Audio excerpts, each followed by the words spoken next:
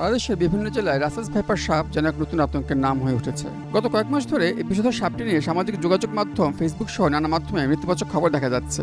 প্রতিদিনই কোথাও না কোথাও সাপের কামড়ে মানুষের মৃত্যু খবর পাওয়া যাচ্ছে। যে সাপ চলাচল সহ জনমানবহীন এলাকায় থাকার কথা, সেই সাপ লোকালয়ে বেশি দেখা যাওয়ার খবর উদ্বেগের কারণ হচ্ছে বলে অনেকে উল্লেখ করেছেন।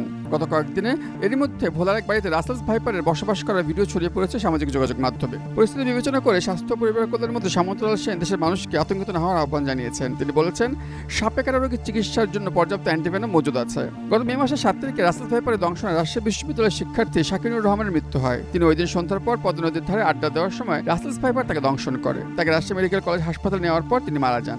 তবে এর আগেও গত 3 মাসে পদ্মা এবং আড়িয়াল খান নদীর তীরবর্তী জনপদে রাজশাহী, ফরিদপুর, ঢাকার অদূরে মানিকগঞ্জ অন্তত 5 জনের মৃত্যু হয় রাসেলস ভাইপারের দংশনে। গেল শুক্রবার ফরিদপুর সদর উপজেলার নর্থ চ্যানেলের দুর্গমচরে বিষধর রাসেলস ভাইপার সাপের কামড়ে হোসেন ব্যাপারী নামে এক কৃষকের মৃত্যু খবর পাওয়া গেছে। এদিকে জেলার পার্শ্ববর্তী ডিক্রিচর ইউনিয়নে বৃহস্পতি শুক্রবার দুদিনে 2টি রাসেলস ভাইপার সাপ দেখতে পেয়ে সেগুলো পিটিয়ে মেরেছে গ্রামবাসী। বেশ কয়েক বছর ধরে দেশের বিভিন্ন অঞ্চলে, বিশেষ করে গ্রামীণ ও কৃষিনির্ভর চর এলাকায় রাসেলস ভাইপার সাপের উপস্থিতি লক্ষ্য করা যাচ্ছিল। তবে সম্প্রতি এর উপস্থিতি বেশ চোখে পড়ছে। পদ্মা নদীর তীরবর্তী বিভিন্ন জেলায় এটি বেশি দেখা যাচ্ছে এবং মানুষকে দংশনের ঘটনাও ঘটছে। তাই এখন এই সাপ নিয়ে আলোচনা ও আতঙ্ক দুটিই ছড়াচ্ছে। স্বাস্থ্য অধিদপ্তরের অসংক্রামক রোগ নিয়ন্ত্রণ কর্মসূচির প্রকল্প বেনম রিসার্চ সেন্টারের তথ্য বলছে, বর্তমানে দেশে প্রায় 27টি জেলায় রাসেলস ভাইপার আছে। তথ্য মতে 2018 সাল পর্যন্ত দেশের অন্তত 17 জেলায় রাসেলস ভাইপার অস্তিত্ব পাওয়া গিয়েছিল।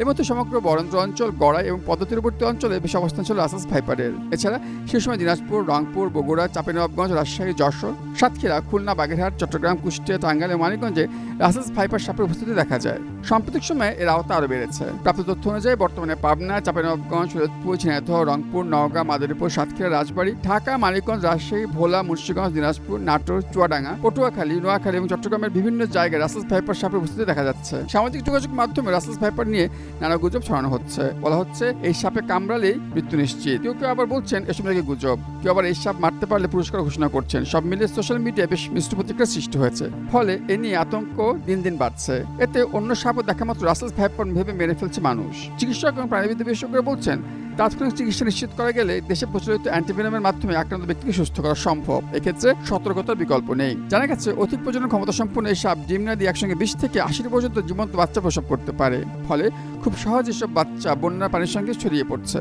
পরবর্তীতে পূর্ণবয়স্ক হয়ে আবারও বংশ বিস্তার করছে। রাসেলস ভাইপার বা চন্দ্রবোরা সাপ আমাদের উপমহাদেশে সর্বপ্রথম শনাক্ত করা হয় 1797 সালে।